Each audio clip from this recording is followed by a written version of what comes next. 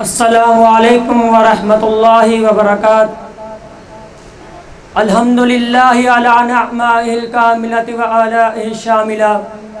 حمدا یملأ مکان الامکان وارکان الامکنہ،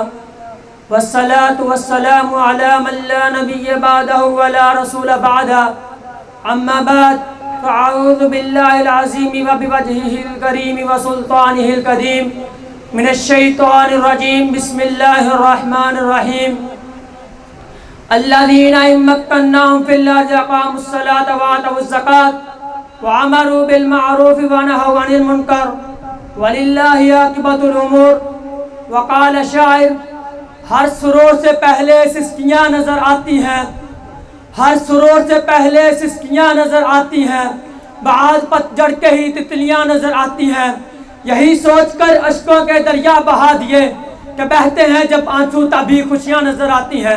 عزیزان ملت اور صنادید علم، انگریزی استعمار سے چھٹکارا پانے اور ہندوازم کے دامن تزویر سے بس نکلنے کے لیے جب مسلمان سر جوڑ کر بیٹھے تو ان کا مقصد محض آزادی حاصل کرنا نہیں تھا، بلکہ ان کا مدعا تو یہ تھا کہ برے صغیر میں ہمیں ایک ایسا خطہ چاہیے جہاں ہم خلافت راشدہ کی بہاریں واپس لا سکیں اور اسلامی نظام حیات کا احیاء کر سکیں اور زندگی کی اجڑی ہوئی مانگ میں وہ موتی بھر سکیں جو خدا اور مصطفیٰ کا مطلوب ہے۔ آج 4 مارچ 1946 کو آزادی سے 1 سال پہلے جب محمد علی جناح نے شیلانگ میں خطاب کرتے ہوئے کہا کہ اسلام مکمل ضابطہ حیات ہے اور ہر مسلمان کے پاس قرآن کا نسخہ موجود ہونا چاہیے تاکہ وہ اپنی رہنمائی خود کر سکے، کیا میں پاکستان کے بعد ان شہیدوں کی شہادت کے مقاصد کے حصول کے لیے تو جہد ہم نے کرنا تھی، مگر سچ افسوس کہ ہم نے مذہب کو یہاں اتحاد کے بجائے اختلاف کا ذریعہ بنایا اور فرقہ واریت کا بازار گرم کیا اور صبح تعصبات کو ہوا دی، اسلام کے جذبہ اخوت کی دھجیاں اڑا دی، اسلامی سزاؤں کو وحشیانہ سزائیں کہا،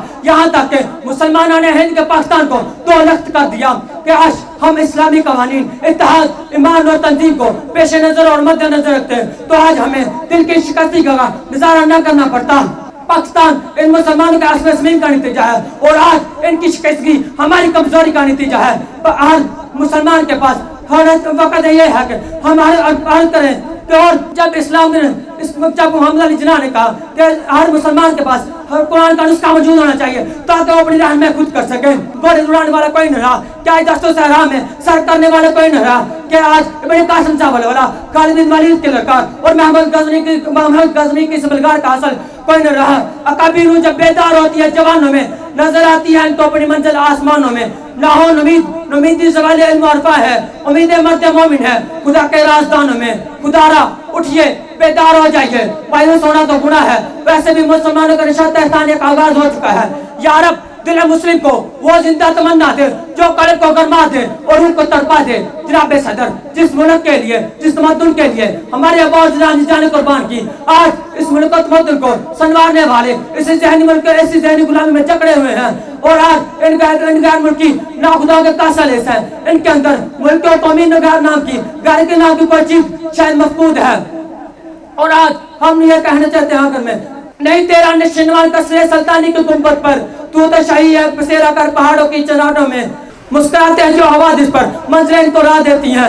اہل ہمت کے آشیانوں کو بجلیاں خود بنا دیتی ہیں۔ وما علینا الا البلاغ المبین۔ زندگی شعور سے، الحکمہ انٹرنیشنل۔